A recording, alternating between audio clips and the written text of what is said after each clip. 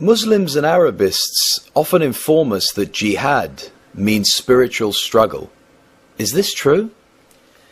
The word jihad in the Arabic language has its root in jahada, which does mean struggle, endeavor, or strive.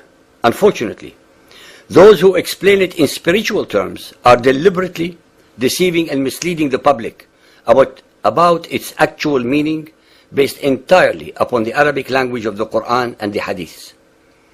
In innumerable verses in the Quran and the Hadith, jihad means only one thing: physical warfare in the cause of Allah, which in Arabic it is jihad fi sabilillah. Most human beings, whether followers of Muhammad or not, do not know that Muhammad unilaterally declared total and eternal war 1400 years ago against all unsuspecting human beings who do not believe as he does. Contrary to all the falsified assertions by politically correct Westerners, and aided and abetted by Mohammedans who have every reason to hide the truth, jihad is not a spiritual struggle for excellence, but a continuous war against all so-called unbelievers until all of humanity is either converted to Muhammadan Islam, is subject to it, or is slaughtered. In fact, among Muslim scholars, it constitutes the unwritten sixth pillar of Muhammadan Islam. The Quran and the Hadith are crystal clear in affirming this. The Quran and the Hadith contain hundreds of verses attesting to and asserting this dogma. Not once in the Quran can anyone find the word jihad mentioned by itself and meaning spiritual struggle.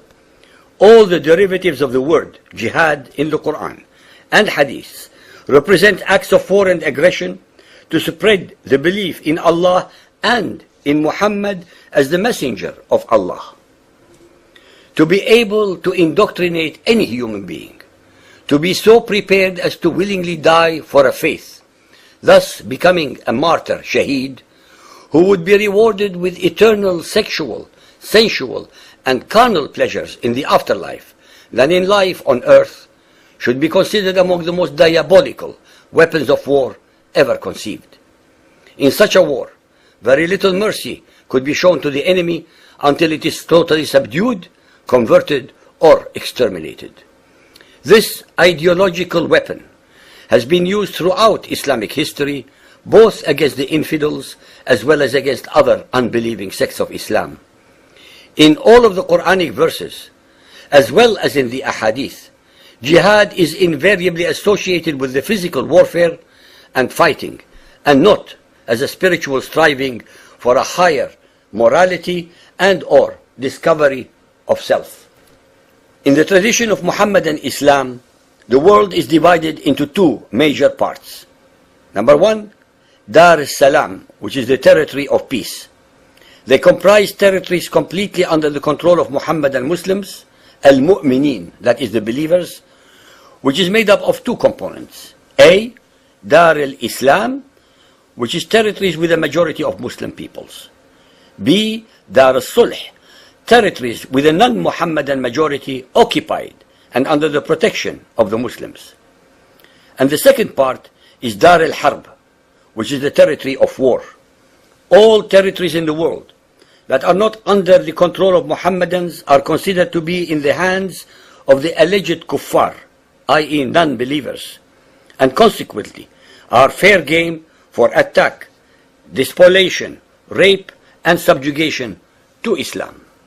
In reality, there is no secular war in Muhammadan Islam, because from the very beginning of the Muhammadan Islamic polity, war and aggression were the means by which Muhammad and his followers built up their empire.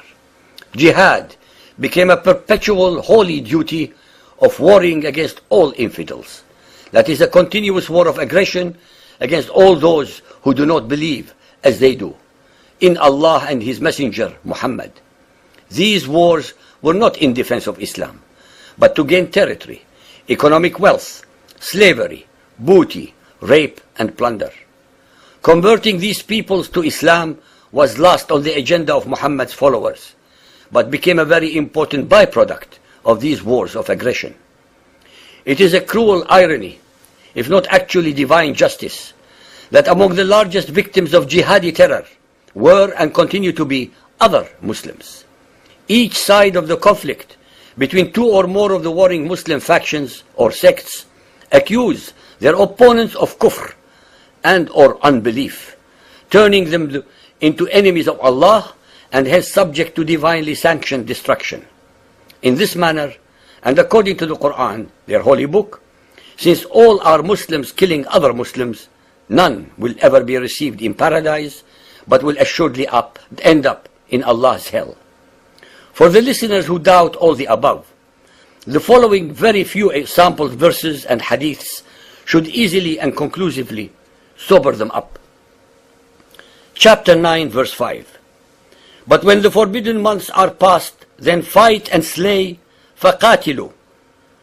The pagans, wherever you find them, and seize them, beleaguer them, and lie in wait for them in every stratagem of war.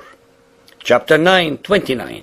Slaughter, قَاتِلُوا, those who believe not in Allah, nor the last days, nor hold that forbidden which has been forbidden by Allah and His Apostle, nor acknowledge the religion of truth, that is Islam, even if they are of the people of the book, until they pay the jizya with willing submission and feel themselves humiliated. In Sahih al-Bukhari Hadith 4.50, narrated by Anas bin Malik, it says, the Prophet said, a single endeavor of fighting in Allah's cause is better than the world and whatever is in it. Sahih Muslim Hadith 4631 and 4626 by Abu Huraira. It says, I love that I should be killed in Allah's cause, Jihad, then I should be brought back to life and be killed again. This was what Muhammad said. Sahih al-Bukhari Hadith 4.73, narrated by Abdullah bin Abi Awfa, says, Allah Apostle said, know that paradise is under the shades of swords. There are hundreds more of similar verses in the Quran and the Hadiths for those who have the appetite for more. We rest our case.